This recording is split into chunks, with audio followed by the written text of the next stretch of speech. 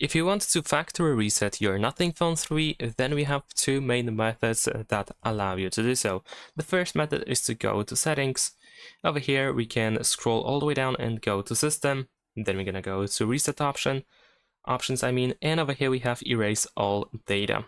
You will see the summary of everything that will be removed, which is everything from the internal storage. And once you are ready, you can press Erase All Data and then proceed with the rest of the instructions in order to hard reset your phone.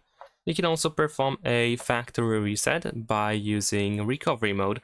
And to do so, first we need to turn off our device, so we're gonna press the power button and volume up so that we can see the power menu, and then choose power off. Next, we're gonna wait for the phone to completely turn off. And after that, what you need to do is you need to press and hold the power button and volume down button until you are in the bootloader. There we go. I think I actually disable it. There we go. So now over here we can use volume up and down in order to choose a different option at the top of the screen, and we need to choose recovery mode. We confirm our choice by pressing the power button.